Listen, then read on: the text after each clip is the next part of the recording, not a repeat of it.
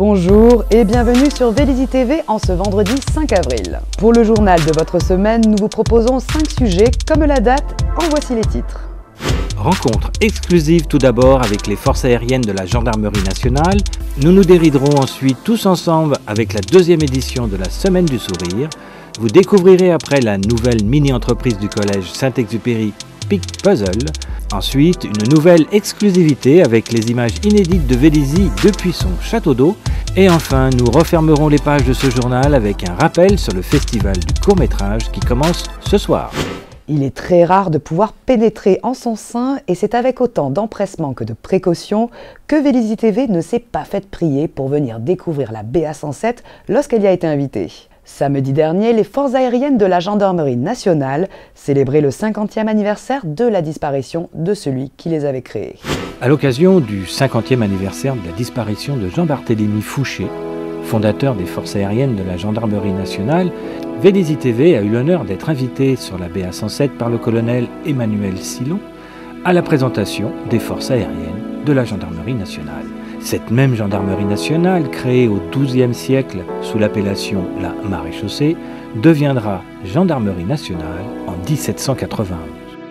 Mais au fait, quelles sont les missions des forces aériennes de la Gendarmerie nationale? Donc nos missions, en fait, ce sont des missions tout d'abord de sécurité publique générale, en appui opérationnel, en appui depuis la troisième dimension, depuis les airs, de l'ensemble des unités de la gendarmerie départementale principalement, mais aussi de la gendarmerie mobile et de toutes les gendarmeries, sur des missions qui sont des missions de sécurité, bien sûr, de sécurité publique générale, mais aussi d'assistance aux personnes. Donc nous avons un très large panel de missions partant de la police judiciaire, à la recherche du renseignement, à l'assistance sauvetage en montagne, en mer, outre-mer aussi, parce que nous sommes présents sur la métropole, mais aussi sur les outre-mer, partout, en tout lieu, en tout temps, de jour, de nuit, véritablement des missions de protection de nos concitoyens, de protection et aussi d'assistance, parfois sauvetage de nos concitoyens. D'accord, donc c'est énormément de missions sur un territoire absolument gigantesque. C'est énormément de missions, c'est une flotte de 56 machines, c'est 32 bases opérationnelles partout en France, en métropole, en outre-mer. C'est près de 500 personnels qui sont mobilisés de jour, de nuit pour mener à bien cette mission. Ouais. Encore une fois au service des autres. C'est chaque année près de 20 000 heures de vol, c'est près de 22 000 missions exécutées chaque année pour garantir et participer à cette mission régalienne de sécurité et de protection. D'accord. Alors une question peut-être un peu plus personnelle. Qu'est-ce qu'on ressent quand on est à la tête de tous ces effectifs, de tout ce matériel, de la mission que vous allez mener? Quand on est à la tête d'une telle entité, en fait, ce que l'on ressent, on est d'abord fortement engagé et on a beaucoup plus de devoirs que de quelconque droit ou quoi que ce soit. C'est d'abord un devoir de présence, de disponibilité, d'engagement, de détermination pour faire en sorte que mes personnels, les personnels qui appartiennent aux forces aériennes de la gendarmerie, bien, aient tous les moyens, les meilleurs moyens pour pouvoir intervenir, qu'ils soient efficaces. Donc c'est bien sûr à titre personnel de l'engagement, de la disponibilité, de la remise en question permanente tous les jours, parce que notre environnement est un environnement extrêmement exigeant, qui est extrêmement évolutif aussi, et cette exigence, ce caractère très évolutif impose au chef et au chef militaire que je suis, en permanence une remise en question pour m'efforcer d'être le plus à la fois performant et le plus compétent au service, encore une fois, non seulement des missions qui sont les nôtres, mais aussi de l'engagement que j'ai envers tous les personnels qui arment cette composante. D'accord. Et l'enfant que vous étiez rêvait d'être pilote d'hélicoptère? Alors l'enfant que j'étais, je suis toujours un petit peu, ça ne se perd jamais. Ouais. Bien sûr, ce métier de pilote d'hélicoptère qui est mon métier de base, c'est un métier extrêmement passionnant, enrichissant, motivant, gratifiant aussi, nourrissant, et qui est un métier, aussi un métier passion. C'est la passion d'évoluer dans la troisième dimension, c'est tout sauf naturel, c'est tout sauf neutre. Donc bien sûr, c'est un métier extrêmement épanouissant et qui engage ceux qui y rentrent. C'est un métier que je conseille à beaucoup et c'est pas simplement un métier qui se rêve, c'est un métier qui se vit pleinement, totalement et qui demande un engagement de tous les instants. Fox Golf Yankee Romeo Juliette reçu le QNH 2011, rappelé approchant Whisky Hotel Unité, affiché transpondeur 1220.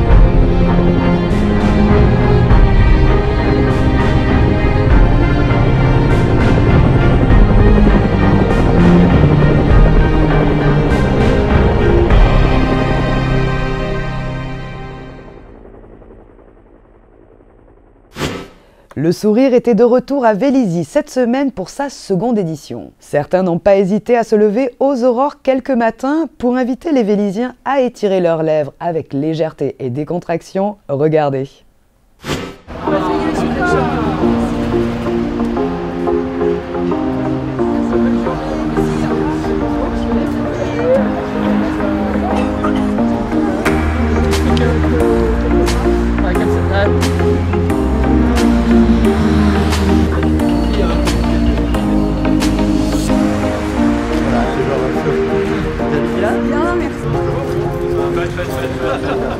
On relance l'opération Ville Sourire à Vélizy-Villacoublay, qui avait très bien marché il y a 6 mois. Et très bon accueil et pour vivre la ville avec le sourire, vivre les services publics, les services municipaux avec le sourire. En plus ça tombe bien, c'est le printemps, il fait beau, faut en profiter.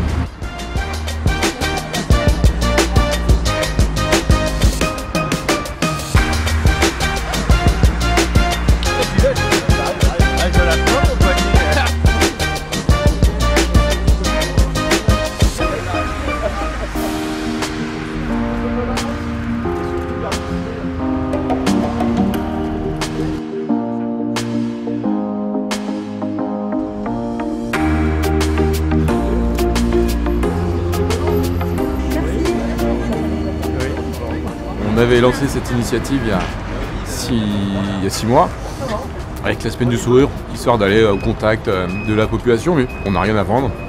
C'est simplement un café, un croissant, un peu de jus de fruits, et ça permet d'avoir une relation avec les gens. Puis là on voit, il y a même certaines personnes qui laissent passer un tram pour continuer à discuter, pour prendre du temps. Donc c'est une semaine du sourire, Vélizy Ville Sourire, je pense que c'est un beau slogan.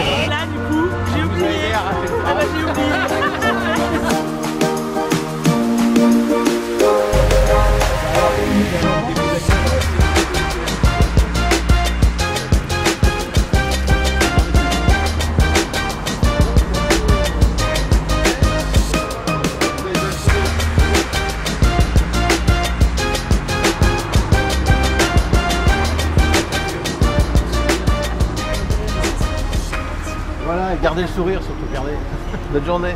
Gardez le sourire à Vélizy.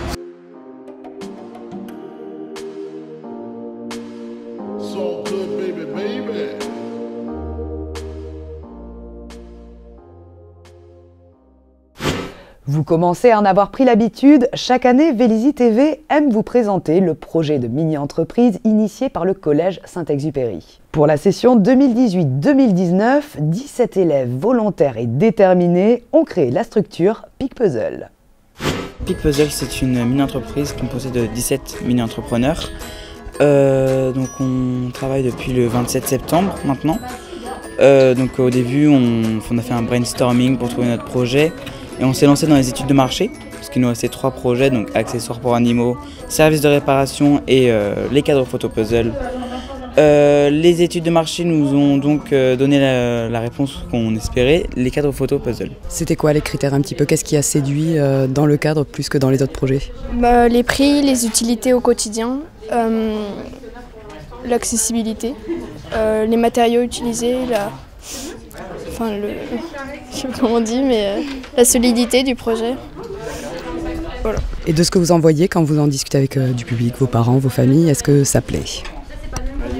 Oui, ça intéresse, le design.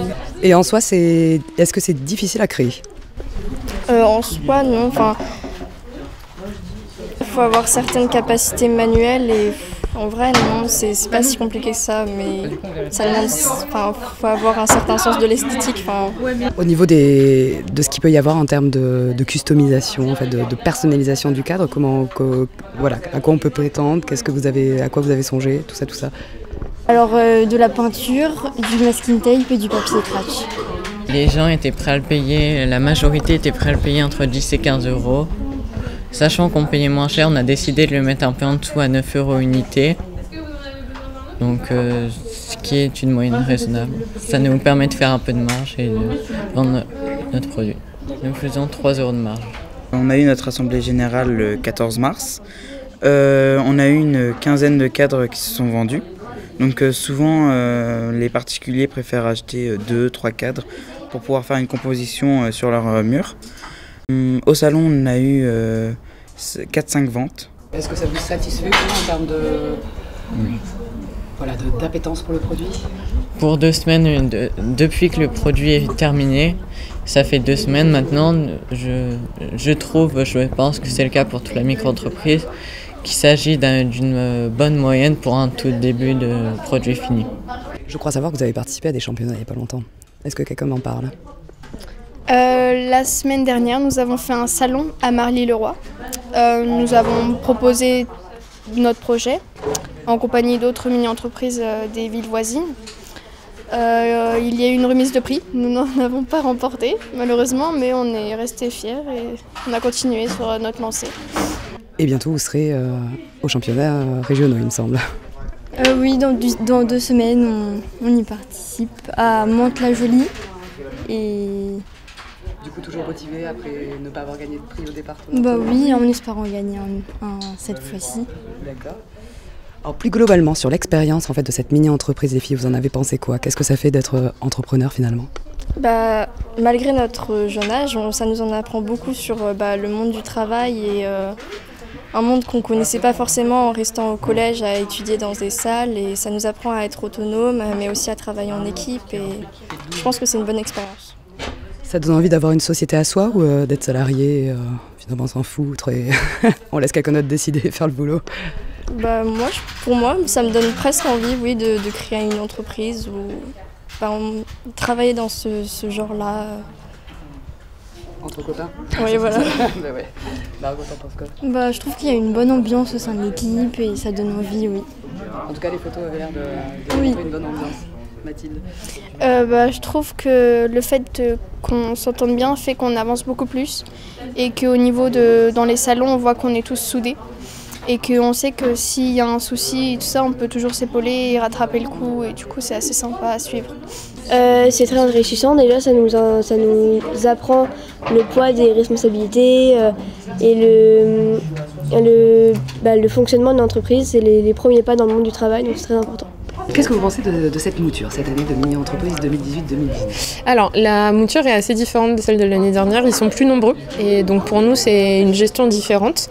Le nombre fait qu'ils se reposent un peu plus les uns sur les autres. Donc, mais là, ils ont réussi à bien se remotiver avec le salon. Donc, la grosse différence, c'est le nombre. Après, ils restent motivés de la même façon et investis de la même façon. Vous constatez une différence entre les élèves qui arrivent en septembre, en fait, au début de cette mini-entreprise, et ceux qui en repartent en juin, après l'avoir totalement abouti? Ah oui, complètement. Alors l'année de troisième fait que forcément ils changent, mais nous vraiment on les trouve beaucoup plus autonomes. Ils se débrouillent vraiment plus tout seuls. Ils ont appris énormément de choses. Ils sont sur le monde de l'entreprise, sur eux, sur le fait de travailler en groupe. Ils sont vraiment beaucoup plus épanouis, dégourdis qu'en début d'année.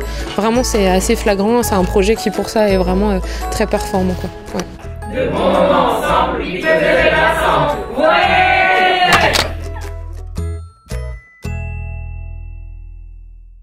Le château d'eau du Clos ne sera bientôt plus. Le CEDIF, le syndicat des eaux d'Île-de-France, s'apprête à le raser après 60 ans de bons et loyaux services. Avant sa disparition, le maire Pascal Thévenot a invité son homologue de Viroflay, Olivier Lebrun, à contempler une dernière fois et en hauteur le panorama de l'heure de ville. Vélizy TV était là pour vous en mettre plein la vue avec des images que vous n'avez jamais vues.